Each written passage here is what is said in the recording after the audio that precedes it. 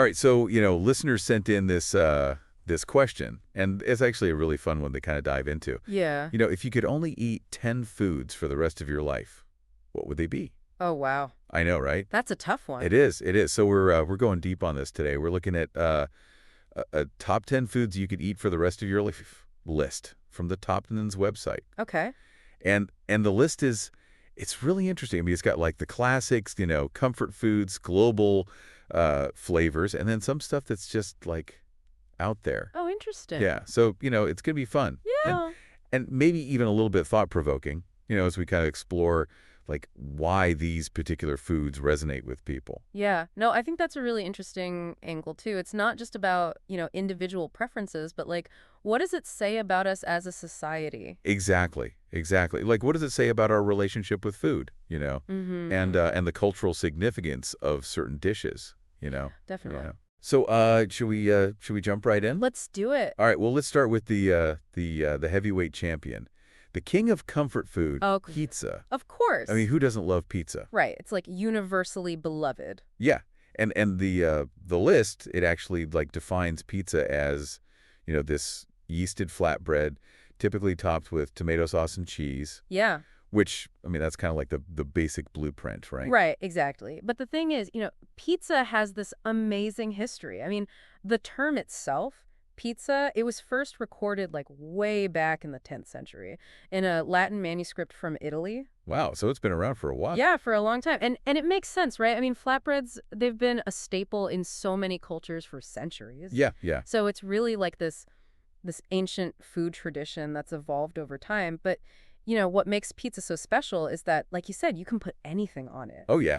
It's so versatile. You've got your meats, your veggies, your different kinds of cheeses, all sorts of condiments. You can really get creative. Oh, yeah. It's like a blank canvas, or Exact. flavor combination. Exactly. And I think that's part of why it appeals to so many different people. Oh, absolutely. Yeah, it's adaptable Yeah. to like, any palate, any preference. Right. All right. So moving on from pizza, which, I mean, it's tough to top pizza. But Right.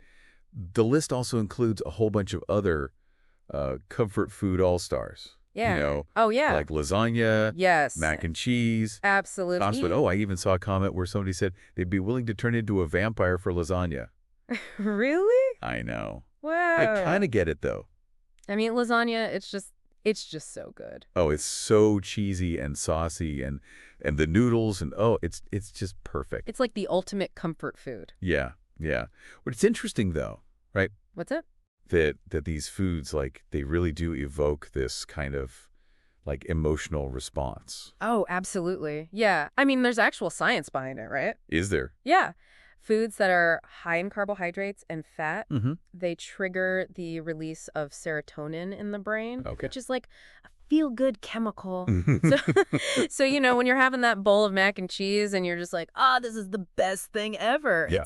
It's not just you like enjoying the taste, it's your brain actually rewarding you for it. Oh, that's fascinating. Yeah, it's like a built-in reward system for indulging in those creamy, carb-loaded goodness. But it's funny, though, because, like, chocolate, Yeah. it's in there, too, Right. And it's not like a staple meal. Not really. But it's definitely a comfort food for a lot of people. Oh, absolutely. Yeah, I mean, chocolate, it has this rich flavor. Yeah. It's got mood-boosting properties. Mm-hmm.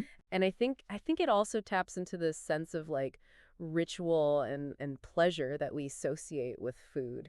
It was like a treat, Yeah, a little something special. exactly. Okay, so we've got these like comfort food giants, right? Mm-hmm. But then the list also includes some entries that are a little more specific, Okay. a little more regional, like poutine. Oh, poutine. Now, poutine might not be like a global phenomenon like pizza, Right.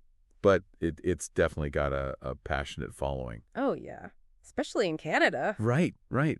And the website, it describes it as this Canadian dish originating in Quebec in the late 1950s, Mm-hmm. made with French fries, cheese curves, and gravy. Yes. Now, I got to admit, I've never actually had poutine, Oh, you're missing out. but it sounds amazing. It is. It's so good. It's like the ultimate comfort food, but with a Canadian twist. So why do you think poutine has become like this iconic dish in Canada? Well, I think part of it is that sense of like regional pride, you know? Mhm. It's something that's uniquely Canadian, Yeah, but it's also just like incredibly delicious. I mean, who doesn't love fries, cheese, and gravy, right? it's true, true. And it's interesting, right? Like Uh, how food can become like so tied to a particular place. oh, absolutely.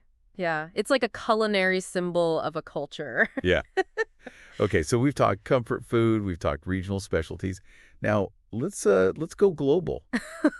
Because this list, it's got some international heavy hitters, Oh, yes. sushi, curry, cheesecake, chow mein. I mean, Hmm. these are foods that are enjoyed all over the world. Absolutely. And I think it's fascinating how food can transcend cultural boundaries, right? Totally. Like sushi, for example. Yeah. It's become so popular in recent years. I think part of it is this growing appreciation for fresh, healthy food. Mm. But it's also just like beautifully presented. It's an art form. Yeah, yeah. It's like it's almost too pretty to eat, Uh, almost. And then you got curry, oh, curry, which yes. is like a whole world of flavor in itself. It is, and the history of curry is so interesting. It's rooted in ancient spice trade routes. Really? Yeah, so you have these spices that were being traded across continents, and they influence the cuisines of so many different cultures. Wow. It's like a culinary connection. Exactly. It's like a flavor bridge between different parts of the world. I love that. A flavor bridge. All right, so we've talked about like the beloved classics, the regional favorites, the global superstars. Mm-hmm. But then there are some entries on this list that are just like, huh, Yeah. what? Like what? Like chips and lard? Chips and lard. I know, right? That's an interesting choice. It is. It's bold. I mean, I admire the commitment to savory indulgence, Yeah. but I'm not sure my arteries could handle that for the rest of my life. I hear you, but I think it just goes to show that that taste is incredibly subjective, Oh yeah, right? Like what one person finds irresistible, another person might find utterly unappealing. totally. Yeah, it's all about personal preference. Exactly. And I think that's the beauty of food. There's no right or wrong answer. Right. And it's funny, reading through the comments on this list, Yeah.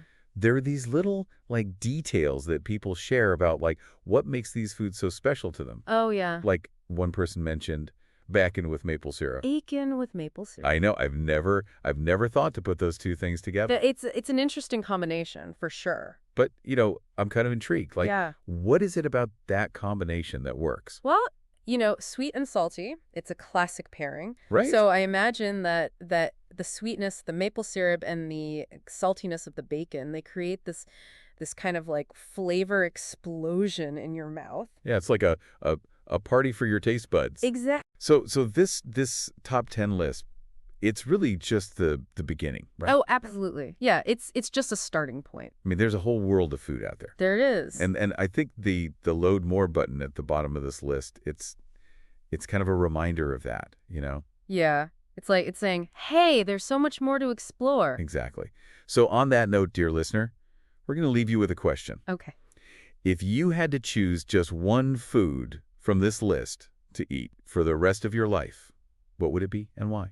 Ooh, good question. I know, right? It's a tough one. It is a tough one. So think about it. What stories, what memories, what pure sensory delights would drive your decision? I'm gonna have to ponder that one. Me too. All right, until next time, happy eating. Bon appétit.